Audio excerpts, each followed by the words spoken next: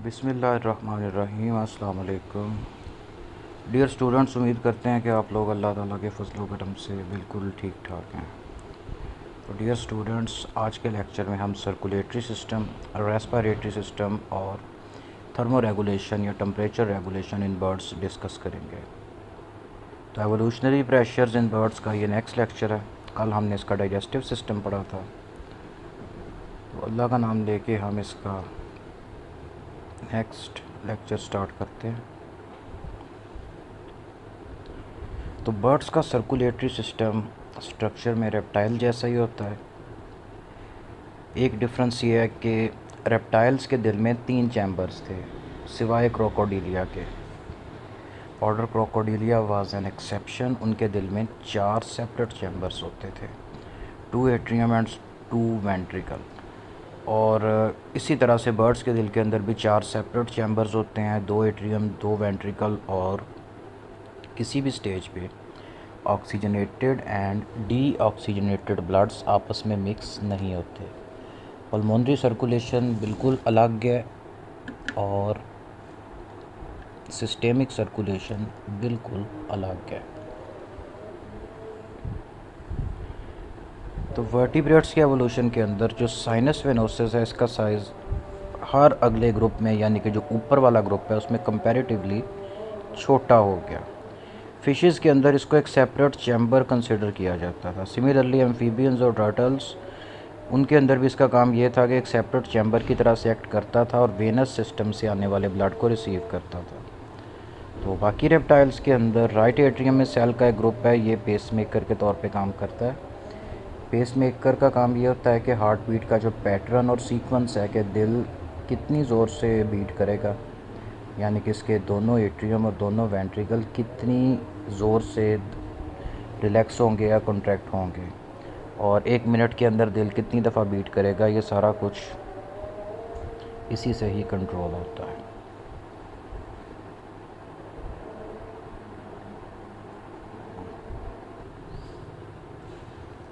तो बर्ड्स के अंदर बिल्कुल ये रेप्टाइल्स की तरह से जो साइनस वेनोसिस वाला पोर्शन है, ये भी बिल्कुल एक छोटे से पैच की फॉर्म में इनके राइट एट्रियम में पाया जाता है और पेसमेकर का काम करता है। तो बर्ड्स के हार्ट की बात करें तो इसका हार्ट ऑन एवरेज रेप्टाइल्स की हार्ट की निस्बत साइज़ में बड़ा होता है, और एक बर्ड के बॉडी वेट का 2.5% जो वेट होता है वो इसके हार्ट का होता है। आप इसको ऐसे समझें कि एक बर्ड है जिसका वेट 100 ग्राम है, 100 में से 2.4 ग्राम जो वेट है वो उसके हार्ट का होता है। और बर्ड्स का हार्ट बड़ी स्पीड में बीट करता है, मतलब कि इसके धड़कने की स्पीड बहुत ज़्यादा है। अब इसमें जो ज़्यादा से ज़्यादा रिकॉर्डेड है ये हमिंग बर्ड्स के अंदर है, जब वो स्ट्रेस कंडीशन में होते हैं, मतलब उनको किसी से कोई ख़तरा वगैरह होता है, तो उस वक्त इनका हार्ट 1 मिनट के अंदर 1000 दफ़ा बीट करता है। अब ये समझ लें कि ये स्पीड इतनी ज़्यादा है कि स्पीड के ऊपर हार्ट की जो आवाज़ है वो धक धक वाली आवाज़ नहीं आती, इसकी आवाज़ बिल्कुल तेज़ ऐसे बाइक के इंजन जैसी हो जाती है। तो जो बड़े साइज़ के बर्ड्स होते हैं, जिस तरह से शुतुरमुर्ग, एमू, कैसोवरीज, रियाज वगैरह हैं, इनके हार्ट बीट की जो मतलब स्पीड है वो बहुत स्लो होती है। एक और चीज़ इंटरेस्टिंग है कि शुतुरमुर्ग, अपने से बहुत सारे बच्चों ने देखा भी होगा, ये 8 से 9 फीट तक ऊंचा होता है और इसका वेट भी 100 किलोग्राम से ज़्यादा होता है। इसके बावजूद इतने बड़े साइज़ के रेशो से अगर देखें तो इसका दिल छोटा होता है और वो स्लो बीट करता है। तो शुतुरमुर्ग के अंदर जो हार्ट बीट है ये कम से कम 38 बीट्स पर मिनट और ज़्यादा से ज़्यादा 176 बीट्स पर मिनट होता है। इनको काइंडली अंडरलाइन करते जाइएगा साथ साथ, ये आपके सारे फिगर्स एमसीक्यूज़ के लिए बहुत इम्पोर्टेंट हैं।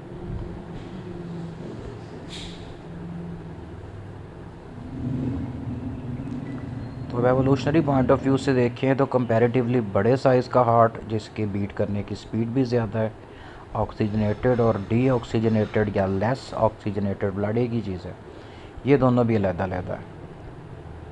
तो इसका फ़ायदा ये होता है कि बॉडी के सभी ऑर्गन्स को, सभी टिश्यूज़ को मैक्सिमम ब्लड सप्लाई हो सकता है और मैक्सिमम ऑक्सीजन सप्लाई हो सकती है, क्योंकि ब्लड ऑक्सीजन के साथ साथ फूड भी ट्रांसफ़र करता है और उसी फूड को ब्रेक डाउन करके फर्दर एडिनोसिन ट्राइफॉस्फेट बनाई जाती है। इसलिए एंडोथर्मी और फ्लाइट के लिए जो इम्पोर्टेंट फैक्टर्स हैं या रेप्टाइल से बर्ड तक आते हुए जो चेंज आया, उसमें यही कि दिल का साइज़ बड़ा हुआ, इसके बीट करने की स्पीड ज़्यादा हुई और सिस्टेमिक पल्मोनरी सर्कुलेशन अलग-अलग, ऑक्सीजनेटेड एंड डीऑक्सीजनेटेड ब्लड अलग-अलग। तो वो सिस्टम जिसमें ऑक्सीजनेटेड एंड डीऑक्सीजनेटेड ब्लड आपस में नहीं मिलते, उस सिस्टम की एफिशिएंसी ज़्यादा होती है। इसलिए बर्ड्स के सर्कुलेटरी सिस्टम की एफिशिएंसी रेप्टाइल्स, एम्फीबियंस या फिशेस की निस्बत बहुत ज़्यादा है। Next is gas exchange in birds. तो बर्ड्स का रेस्पिरेटरी सिस्टम बहुत ज़्यादा पेचीदा और इंतहाई एफिशिएंट होता है। अब ये समझ लें कि ये इंसान के रेस्पिरेटरी सिस्टम से भी ज़्यादा एफिशिएंट होता है। इसमें जो मेन चीज़ है वो ये है कि इंसान के लंग्स के अंदर से हवा एक ही दफ़ा गुज़रती है, इनके लंग्स के अंदर से हवा 2 दफ़ा गुज़रती है, जिससे ये मैक्सिमम ऑक्सीजन को अलहदा कर सकते हैं। इसके पार्ट्स की बात करें तो सबसे पहले एक्सटर्नल लेयर्स, यानी कि जो इनकी नाक की ओपनिंग होती है वो, जिनको नथने कहा जाता है। उसके बाद नाक का रास्ता जिसको नेज़ल पैसेजवे कहा जाता है। फेरेंक्स इसके गले को कहते हैं और इसकी फिर ट्रेकिया यानी कि सांस की नाली। तो ट्रेकिया को सपोर्ट करने के लिए इसके पास बोन्स और कार्टिलेज, इसमें भी सेम हमारी तरह के रिंग लाइक स्ट्रक्चर होते हैं जो सी शेप्ड होते हैं, कार्टिलेज के बने होते हैं और ट्रेकिया को प्रेशर से कोलैप्स होने से बचाते हैं। अनदर इम्पॉर्टेंट थिंग, एक बर्ड्स के अंदर एक स्पेशल किस्म का वॉइस बॉक्स होता है जिसको सेरेंक्स कहा जाता है और ये वहाँ पे पाया जाता है जहाँ पे ट्रेकिया का निचला सिरा होता है और ट्रेकिया वहाँ से डिवाइड होकर ब्रोंकाई में चेंज हो जाता है। तो इंसानों में जो या मैमल्स में वॉइस बॉक्स होता है उसको लेरिंक्स कहा जाता है, जिसके अंदर 2 वोकल कॉर्ड्स होते हैं, यानी कि 2 स्ट्रिंग की तरह के स्ट्रक्चर होते हैं और जब उनके ऊपर से एयर गुज़रती है तो वो बीट या वाइब्रेट करते हैं, इससे आवाज़ प्रोड्यूस होती है। इसके बरक्स ये जो बर्ड्स के अंदर सिरिंक्स वाला स्ट्रक्चर होता है, इसमें स्ट्रिंग्स नहीं होती, ये सॉलिड स्ट्रक्चर होता है और इसके अंदर सुराख होते हैं। तो जिस तरह से बांसुरी के अंदर से जब हवा गुज़रती है और उसके सुराखों को ओपन या क्लोज़ करके उस हवा की डायरेक्शन और अमाउंट को चेंज किया जाता है, वैसे साउंड प्रोड्यूस होता है। तो सेम यही पैटर्न बर्ड्स के अंदर भी होता है। इसी वजह से जो बर्ड्स होते हैं, एक तो इनकी आवाज़ बहुत ज़्यादा ऊंची भी होती है और दूसरा इनकी आवाज़ जिसको आप कहें कि मेलोडियस, सुरीली भी होती है।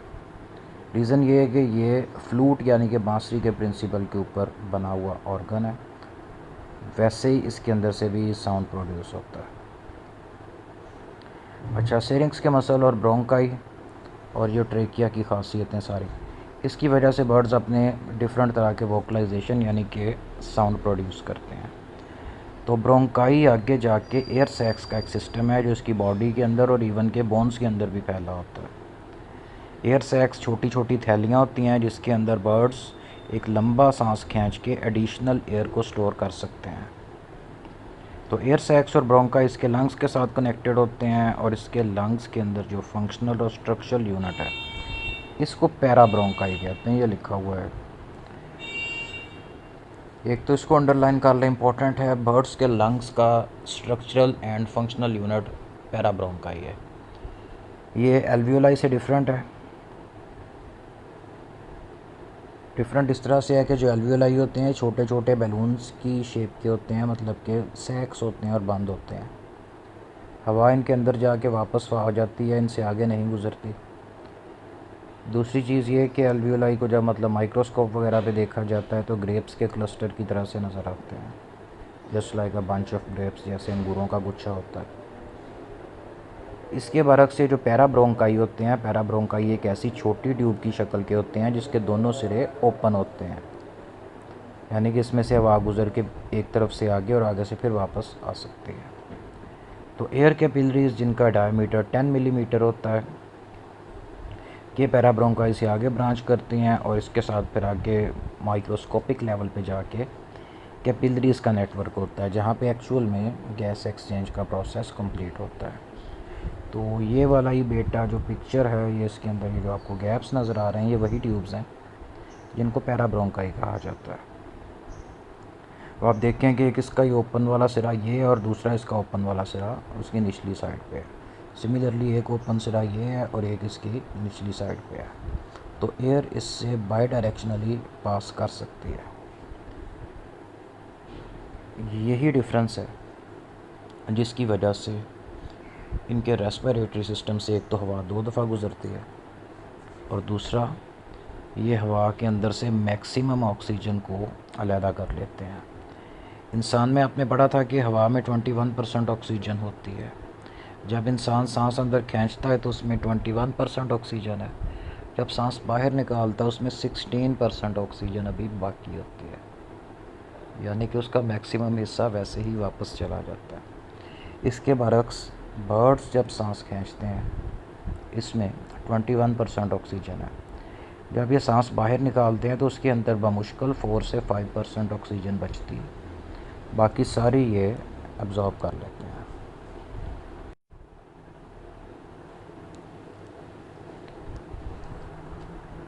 अच्छा तो बेटे, ये वाली जो डायग्राम है आपके सामने, ये बर्ड्स का रेस्पिरेटरी सिस्टम दिखाया गया। इसके अंदर सबसे पहले जो ऊपर एक चिड़िया की डायग्राम है, इसमें जो पिंक कलर की ट्यूब है ट्रेकिया, और ये जो आगे बैलून लाइक स्ट्रक्चर हैं ये इसके लंग्स हैं, और उसके बाद ये जो बाकी ब्लू वाला सारा नेटवर्क है इसके एयर सैक्स हैं सारे। लंग्स इसके साइज़ में छोटे होते हैं, ये बने हुए हैं, लेकिन उसके साथ जब एयर सैक्स लग जाते हैं तो उससे जो बर्ड्स है इसके पास एयर को स्टोर करने के लिए, यानी कि आर्जी तौर पे स्टोर करने के लिए बहुत ज़्यादा जगह या कैपेसिटी आ जाती है। उसके बाद ये जो डायग्राम्स हैं ये इसके रेस्पिरेटरी सिस्टम को शो करने के लिए हैं। ऑनेस्टली आपको बताऊं कि ये इन्होंने जो पता नहीं क्या एयर कूलर की जालियां टैंकियां सी बनाई हुई हैं, इससे कोई बच्चों को समझ नहीं लगती। पर्सनली जब मैं खुद ये topic for the first time पढ़ा था, मुझे खुद इससे कोई समझ नहीं लगी थी कि क्या है। तो इसलिए आपकी स्लाइड्स के अंदर मैं एक वीडियो ऐड की है, इसको आप देखेंगे तो आपको ये सारा ना कॉन्सेप्ट क्लियर हो जाएगा। फर्स्ट ऑफ ऑल तो इसके अंदर बर्ड्स का स्केलेटन है। ये एक नीचे को बड़ी हुई हड्डी आपको नज़र आ रही है, इसी को ही कील कहा जाता है, ये वाली। In birds, this process of gas exchange is crucial because the demand for oxygen during flight is enormous. इसमें जो रेड The कलर flight से हैं ये muscles इनके must लंग्स receive हैं, a और ये large जो येलो and कलर के constant सैक्स supply नज़र of आ रहे हैं ये oxygen एयर to सैक्स maintain हैं। flight, and metabolic wastes must be removed quickly. Unlike most land vertebrates, birds lack a muscular diaphragm to power respiration, and instead rely upon expansion of the rib cage to draw in air. When a bird inhales, air actually leaves the lungs. Fresh, oxygenated air enters the lungs as the bird exhales. The avian respiratory system is composed of the trachea, relatively small lungs, and usually 9 large air sacs. These 9 air sacs are extremely thin-walled and do not play a direct role in gas exchange. Instead, they serve as bellows to bring air into the bird and store it until expiration. They allow a continuous stream of air to pass through the lungs in a one-way flow, thus producing the most efficient respiratory system of any vertebrate. They are also connected to certain pneumatic bones, aiding the bird in shedding excess heat from its body as it breathes, which would be fatal if not removed. These air sacs include a pair of cervical sacs, a single interclavicular sac, a pair of anterior thoracic sacs, a pair of posterior thoracic sacs, and a pair of large abdominal sacs. All of the air sacs participate to some extent in the respiratory process. All of the posterior air sacs expand on inspiration, while all of the anterior air sacs contract on expiration. The path of a breath through the system can be summarized in 4 steps. During the first inhalation, the breath travels down the trachea, into the left or right bronchus, through the lung, and into the posterior thoracic and abdominal air sacs. As the bird exhales, the abdomen contracts, forcing the air out of the abdominal sacs and into the lungs. Within the lungs, the air passes through parabronchi and eventually through air capillaries.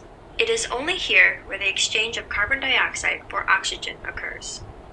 As the bird inhales again, the air within the lungs is driven out.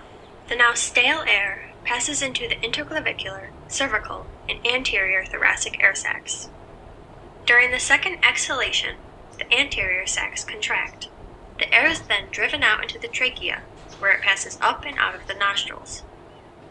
This specialization of the avian respiratory system is one of the greatest factors in flight. Without this unique anatomy, the act of flight would likely be impossible.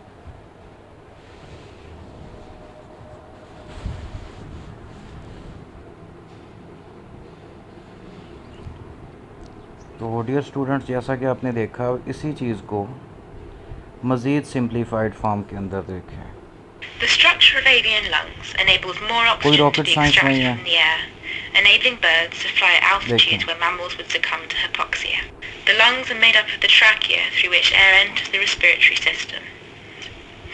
Air sacs positioned both at the anterior and posterior of the gas exchange surface act like bellows, keeping a continuous flow of air through the lungs. They allow air to be moved through the respiration system without having to expel air from the body. The lung is made up of parabronchi, which act as the gas exchange surface. The movement of air in avian lungs can be broken down into 4 parts. During inhalation 1, air moves from outside the body through the trachea and into the posterior air sacs. In exhalation 1, the air then flows from the posterior air sacs into the parabronchi of the lungs, where gas exchange takes place. From the lungs, the deoxygenated air then flows into the anterior air sacs, where it is held until exhalation 2, where the air is expelled from the body through the trachea. This system therefore creates a unidirectional flow of air across the lung, which means that all air that comes into contact with the gas exchange surface is oxygenated, making the lungs more efficient.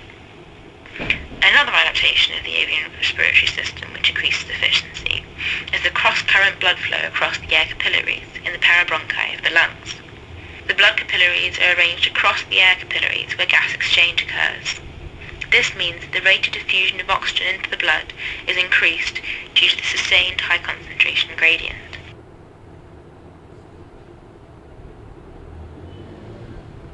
अच्छा, तो dear students, जैसे आपने देखा कि इनके जो air sacs होते हैं, एक तो एयर को स्टोर करते हैं, यानी कि जब ये अपनी सांस खींचते हैं तो हवा इनके पैराब्रोंकाई से गुजर के एयर सैक्स में चली जाती है।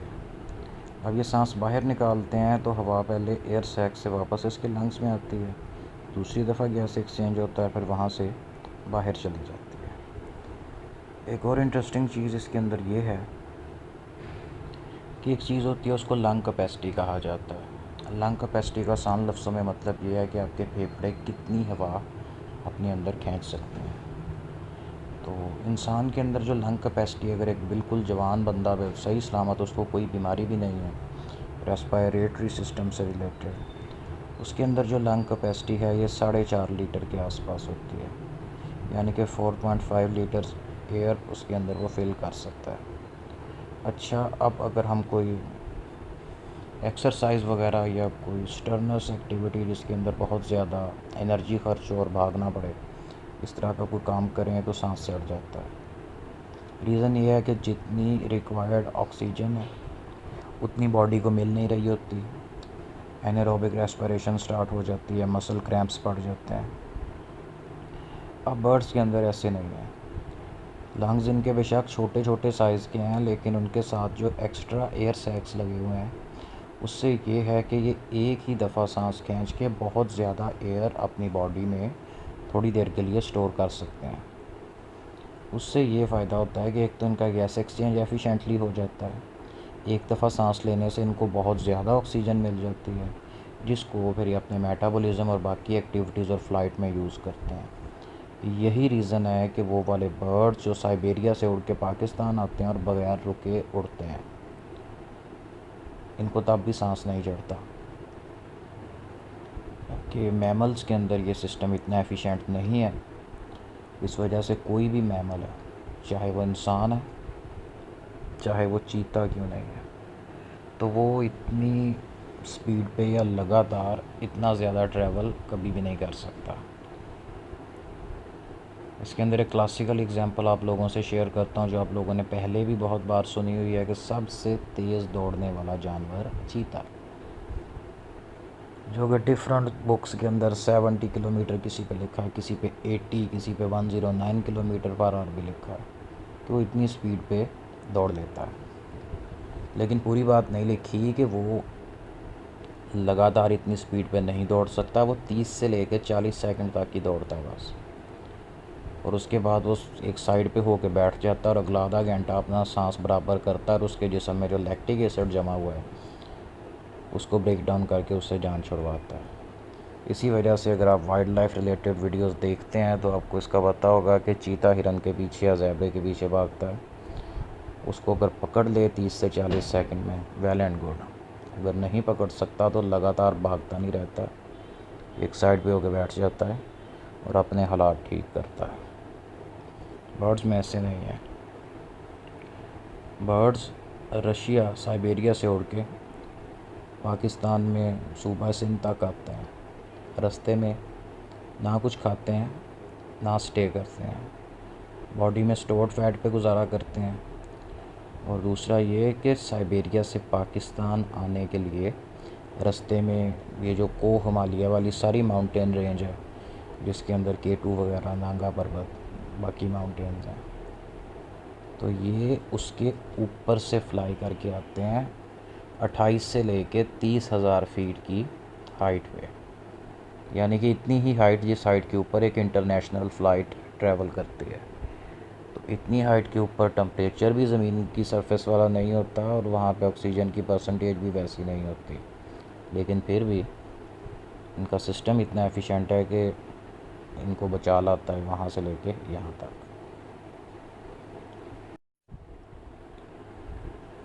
अच्छा बेटे, यहाँ से स्टार्ट कर रहे हैं। तो बर्ड्स के अंदर डायाफ्राम नहीं होता। डायाफ्राम नहीं होता तो डायाफ्राम ऐसा स्ट्रक्चर या ऐसा ऑर्गन है जो सांस लेने में बड़ी मदद करता है, क्योंकि चेस्ट कैविटी के वॉल्यूम और उसके साइज़ को चेंज करता है। डायाफ्राम की एब्सेंस की वजह से इनके अंदर एयर को अंदर और बाहर ले जाने के लिए जो कंप्रेसिव फोर्स है वो प्रोवाइड करनी पड़ती है, और उसके लिए ये अल्टरनेटिव मैकेनिज़्म यूज़ करते हैं। तो सांस लेने के प्रोसेस के अंदर जो सीने की हड्डी है ये, और इनकी जो पीछे वाली पसलियाँ होती हैं, ये थोरेसिक रीजन में मौजूद एयर सैक्स को दबाती हैं। तो यूरोपियन स्टारलिंग एक तरह की स्पैरो होती है, बड़े साइज़ की थोड़ी होती है, ब्लैक कलर की, नुक्ते नुक्ते होते हैं ऊपर। इसके ऊपर एक्सपेरिमेंट्स के दौरान इनको एक वो बड़े सारा विंड टनल होती है, एक बड़ा सारा पाइप होता है जिसके अंदर से स्पीड में हवा आर्टिफिशली पंखे से प्रोवाइड की जाती है। उसके अंदर उड़ा के इनकी एक्सरेज मूवी बनाई गई, और उस पर इन्होंने देखा, साइंटिस्ट ने, कि इसके फ़्लाइट मसल्स की कंट्रैक्शन की वजह से जो फर्क्यूला यानी कि विशबोन वाला स्ट्रक्चर है उसकी शेप थोड़ी सी चेंज हो जाती है। तो हर दफ़ा जब मसल कंट्रैक्ट करते हैं उसकी शेप डिस्टॉर्ट हो जाती है, मसल रिलैक्स करते हैं वापस अपनी शेप पे आ जाता है। तो उससे ये होता है कि उसके साथ जितने भी एसोसिएटेड एयर सैक्स होते हैं वो भी दबते हैं, और फिर ढीले होते हैं, फिर दबते हैं। इस तरह से जो एयर है वो इसकी बॉडी के in and out easily move कर सकती है। तो बाकी ये सारा वही है, पैराब्रोंकाई साइकिल 1 साइकिल 2, जो कि हम ऑलरेडी पीछे डिस्कस कर चुके हैं। नेक्स्ट इसमें यह है कि बर्ड्स का चूँकि मेटाबॉलिज्म बहुत ज़्यादा स्पीड पे चलता है, और जब ये फ़्लाइट के प्रोसेस में मतलब उड़ रहे होते हैं तब भी इनका मेटाबॉलिज्म और तेज़ हो जाता है। इसलिए इनकी ऑक्सीजन खर्च करने की स्पीड किसी भी दूसरे वर्टिब्रेट की निस्बत सबसे ज़्यादा है। तो जब दूसरे टेट्रापॉड सांस अंदर लेते हैं या बाहर निकालते हैं तो उस वक्त जो हवा अंदर और बाहर आती है वो बैक और फोर्थ साइकिल है। इस तरह से आपने इंसान के लंग्स के अंदर बढ़ा के हवा सीधी लंग्स के अंदर गई और वहीं से ही बाहर आ गई।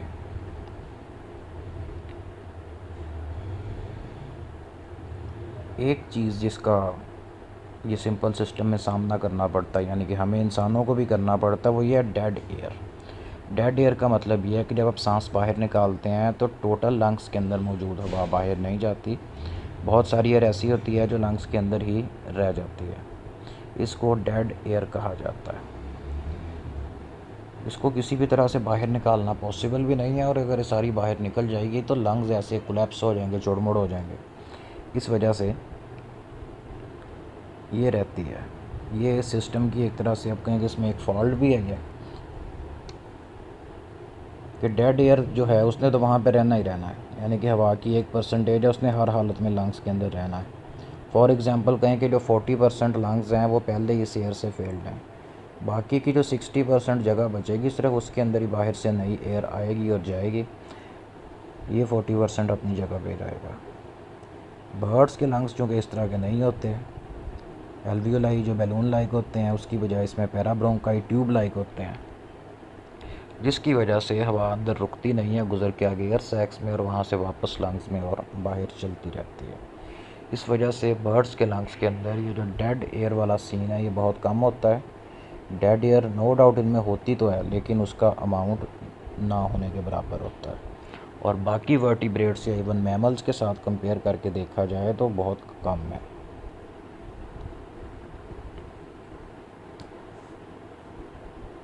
तो बर्ड्स का जो गैस एक्सचेंज सिस्टम है ये किसी भी दूसरे टेट्रापॉड या 4 पाँव वाले जानवर की निस्बत ज़्यादा एफिशिएंट है। एक तो इनके हाई मेटाबॉलिक रेट को सपोर्ट करता है, दूसरा इस सिस्टम की एफिशिएंसी बहुत ज़्यादा है, और इसी वजह से जो बर्ड्स हैं ये हाई आल्टीट्यूड का मतलब होता है सतह समंदर से ऊंचाई। तो ये अभी जो हमने पहले डिस्कस किया था कि ये 30,000 फीट की हाइट या अल्टीट्यूड के ऊपर उड़ते हुए आते हैं, और वहाँ पे ऑक्सीजन टेंशन यानी कि हवा में ऑक्सीजन का जो लेवल है वो 21% नहीं होता, इसकी निस्बत बहुत कम होता है, लेकिन फिर भी ये कम परसेंटेज वाली हवा के अंदर भी अच्छे से सांस ले लेते हैं, क्योंकि इनका रेस्पिरेटरी सिस्टम ऑक्सीजन को मैक्सिमम लेवल तक हवा से अलहदा कर सकता है और उसको यूज़ कर सकता है। तो माइग्रेशन के दौरान बार हेडेड गीज़ उसकी जमा होती है, एक बच्चे को आप में से टॉपिक भी मिला था, सैडली आप लोग सबके सामने चूँकि रेगुलर क्लासेस नहीं थी, बच्चे प्रेजेंट नहीं कर सके, वरना ये आपके लिए सारे बहुत हेल्पफुल होना था। एनी हाउ ये एक माइग्रेटरी बर्ड है, और ये रशिया से उड़ता हुआ कोह हिमालय के ऊपर से होके फिर आगे पाकिस्तान, इंडिया या फिर आगे उड़ के अफ्रीका वगैरह चले जाते हैं। तो उड़ते हुए जो इसकी आल्टीट्यूड होता है वो 9200 मीटर होता है, 9200 मीटर 30,000 फुट से ज़्यादा है। अगर कोई इंसान है जो कोह पेमाई यानी कि पहाड़ों पे चढ़ता है, तो जैसे ही वो 2500 मीटर यानी कि तकरीबन 8,000 फुट से ऊपर जाता है, वहाँ पे सांस लेना मुश्किल होता जाता है। एक तो ठंड होती है, दूसरा सतह समंदर से जैसे जैसे हम ऊपर जाते हैं तो गैसेस का जो प्रेशर है वो कम होता जाता है, वो P1 V1 is equal to P2 V2 वो वाले प्रिंसिपल है ना, वो यहाँ पे अप्लाई होने शुरू हो जाते हैं। इसलिए जो लोग K2 या माउंट एवरेस्ट वगैरह पे चढ़ने के लिए जाते हैं वो अपने साथ ऑक्सीजन के सिलेंडर्स लेके जाते हैं, ताकि हाई आल्टीट्यूड के ऊपर जहाँ पे ऑक्सीजन टेंशन कम है वहाँ पे वो सिलेंडर में मौजूद ऑक्सीजन के साथ मास्क लगा के उसमें से सांस लें। तो जितने भी लोगों ने ये बड़ी बड़ी चोटियाँ सर की हैं वो ऐसे ही गए हैं। इसमें से कुछ एक्सेप्शनल केसेस हैं, यानी कि चंद लोग ऐसे भी हैं जो बग़ैर एक्सटर्नल सपोर्ट या ऑक्सीजन सिलेंडर के बगैर गए। तो ऐसा उन्होंने इसलिए किया कि ये वो लोग हैं जिन्होंने एथलेटिक्स और रेगुलर एक्सरसाइज या एरोबिक एक्सरसाइज की मदद से अपने रेस्पिरेटरी सिस्टम को ज़्यादा अच्छे से फाइन ट्यून किया हुआ है। तो ये कोई भी कर सकता है, आप भी कर सकते हैं, यानी कि रूटीन के अंदर एक्सरसाइज और एरोबिक्स की मदद से।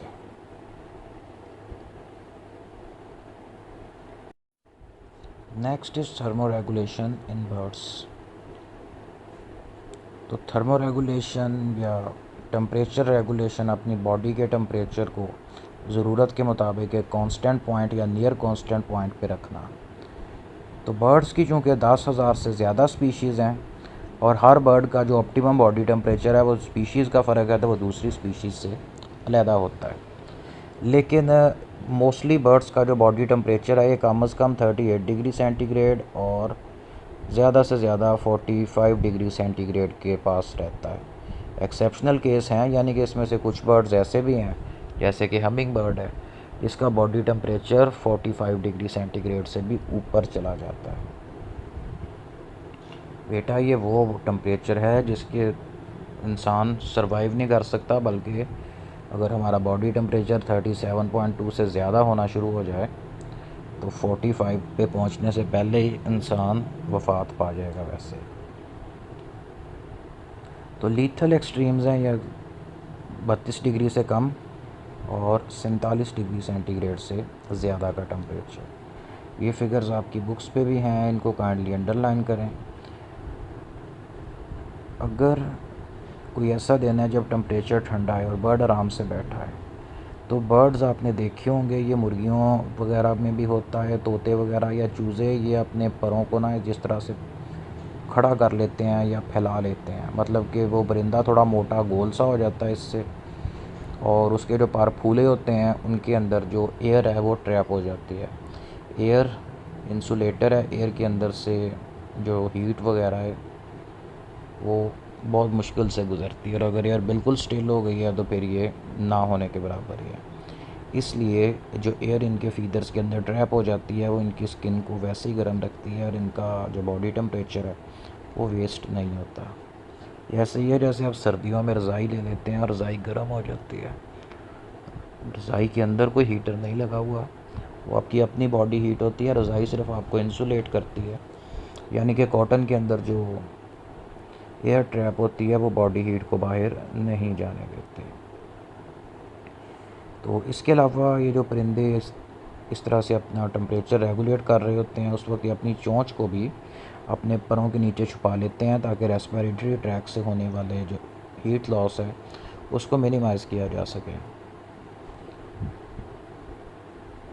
बर्ड्स के वो पार्ट जो सबसे ज़्यादा एक्सपोज्ड होते हैं वो इसके पाँव होते हैं और इसकी ये जो चोंच वगैरह और इसके सर वाला रीजन है ये, यानी कि वो हिस्से जिन पे डायरेक्टली फीदर्स वगैरह की कवरिंग नहीं होती, और इनके अंदर ज़्यादा स्ट्रॉन्ग किस्म के मसल्स या ज़्यादा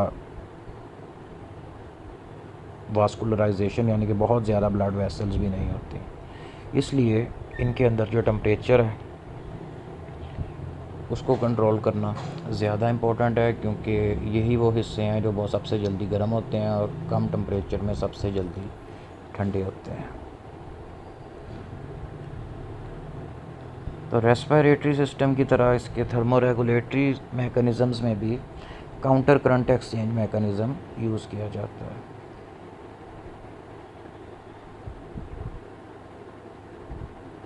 तो इस मैकेनिज़्म के अंदर बर्ड्स जो अपनी बॉडी के ब्लड फ्लो हो रहा है उसकी डायरेक्शन को चेंज कर लेते हैं, मतलब कि पाँव की तरफ, और जो दूसरे चोंच वगैरह है उधर वो ब्लड अपोजिट डायरेक्शन में, बाकी बॉडी का ब्लड अपोजिट डायरेक्शन में। तो इससे ये होता है कि जो गर्म ब्लड है उसको ये स्किन की लोअर लेयर्स तक रखते हैं और अपर लेयर्स में ये उसके फ़्लो को कम कर देते हैं। इसके अलावा इनमें शिवरिंग थर्मोजेनेसिस भी होता है, जो कि बहुत ज़्यादा नहीं तो कुछ हद तक हीट प्रोड्यूस कर देता है। और ये सारे काम के लिए, मतलब अगर जिस्म कांप भी रहा है सर्दी से, तो कांपने का मतलब होता है मसल्स बड़ी स्पीड में बीट कर रहे हैं या कंट्रैक्ट रिलैक्स कर रहे हैं। उस काम के लिए भी एटीपी की फॉर्म में एनर्जी लगती है। यही वजह है कि हमारी तरह से बर्ड्स को भी सर्दियों के मौसम में ज़्यादा खुराक की ज़रूरत पड़ती है, या इस तरह की डाइट जिसके अंदर फ़ैट्स और प्रोटीन्स की क्वांटिटी ज़्यादा हो। अच्छा, अब ये जो डायग्राम आपके सामने एक बत्तख की है जो पानी में खड़ी है, ये जहाँ पे बी लिखा है यहाँ से इसकी डिटेल शुरू होती है। काउंटर करंट एक्सचेंज मैकेनिज़्म जो इसके फीट के अंदर पाया जाता है। तो कुछ आबी परिंदे जिस तरह से बत्तख है, इसके अंदर आर्टरीज और वेन्स का एक काउंटर करंट एक्सचेंज सिस्टम पाया जाता है जिसको रैटी मिरेबली कहा जाता है या रैटी मिरेबल। दोनों तरह से इसको अंग्रेज़ पढ़ते हैं, इसलिए आप भी इसको मिरेबली या मिरेबल दोनों तरह से पढ़ सकते हैं, ये ठीक है। तो इन आर्टरीज का काम ये होता है कि वार्म ब्लड को नीचे लेग्स तक लेके जाते हैं ताकि लेग्स की वेन्स में मौजूद जो ब्लड है वो भी गर्म हो जाए। इसलिए जो हीट है वहाँ से फिर बॉडी तक आती है और बत्तख ये पानी में भी खड़ी रहती है। मतलब कि आप ऐसे समझें, ये जो इसकी टांग है ना, अब ये पानी में खड़ी है और पानी का टेम्परेचर है ठंडा, इसकी टांगों के ऊपर कोई फीदर वगैरह भी नहीं है, इस वजह से इसकी टांगों का टेम्परेचर कम होना शुरू हो जाता है। इसको सेट करने के लिए क्या होता है कि इसके अंदर एक काउंटर करंट एक्सचेंज मैकेनिज़्म होता है कि ऊपर से गर्म ब्लड आता है, जिस डायरेक्शन में इसकी टांगों में ब्लड फ्लो कर रहा है उसकी ऑपोजिट डायरेक्शन में इसके पास से गुजरता है। इन दोनों के दरमियान में ये टेम्परेचर का एक्सचेंज होता है, जैसे ये साथ ये यू शेप जो डायग्राम इसमें बना हुआ है, और वो ब्लड वापस इसके बॉडी के कोर में यानी कि इसके दरमियानी हिस्से में चला जाता है। तो इसके अंदर से जो आपका MCQ बनता है वो ये है कि रैटी मिरेबल क्या होता है। रैटी मिरेबल आर्टरीज और वेन का इस तरह का सिस्टम होता है जिसमें ब्लड अपोजिट डायरेक्शन में फ़्लो कर रहा होता है।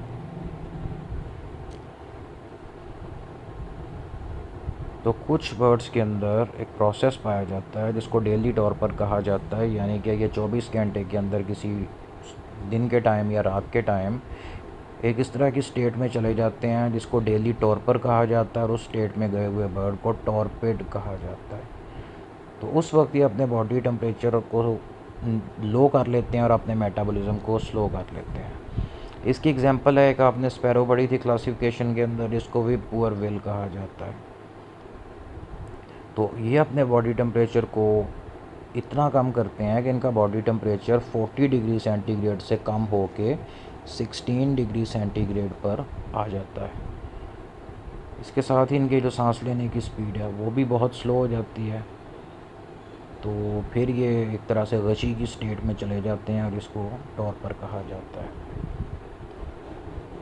इसके अलावा कोई भी परिंदा जब उड़ रहा होता है तो मसल्स जो फ्लाइट मसल्स हैं, क्योंकि ये बहुत स्पीड में कॉन्ट्रैक्ट और रिलैक्स कर रहे होते हैं, उसकी वजह से बहुत सारी हीट प्रोड्यूस होती है जिससे इनकी बॉडी का टेम्परेचर मज़ीद ऊपर हो जाता है। जैसे एक इंजन है, अगर उसको ज़्यादा स्पीड पे चलाएंगे तो वो ज़्यादा से ज़्यादा गर्म होता जाएगा, और अगर उसको कूल करने का कोई मैकेनिज़्म नहीं है तो एक टाइम के बाद जाके वो कोलैप्स हो जाएगा, वैसे ही जाम हो जाएगा। इसलिए बर्ड्स अपनी एक्सेसिव हीट जो जमा हो गई उसको ख़त्म करने के लिए और अपनी बॉडी से बाहर भेजने के लिए पैंटिंग का प्रोसेस यूज़ करते हैं।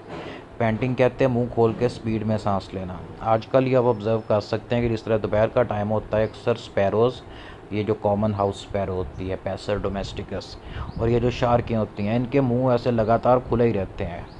तो अक्सर बच्चे इनको देख के कह रहे होते हैं कि इनको गर्मी लगी है और प्यास लगी है, इस वजह से इनका मुंह खुल गया है, और ये पानी वगैरह फिर उनको पिलाते हैं, जो कि नेकी का काम है।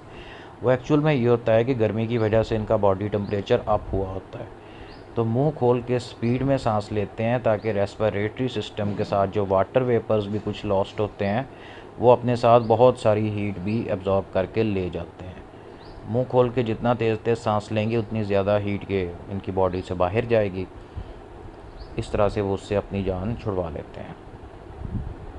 इसके अलावा बहुत सारे बर्ड्स ऐसे होते हैं कि इनके माउथ की जो अंदर वाली लेयर यानी कि एपिथेलियल लेयर होती है या इंटरनल लाइनिंग होती है, उसमें ब्लड वेसल्स का बारीक बारीक बड़ा पेचीदा नेटवर्क होता है।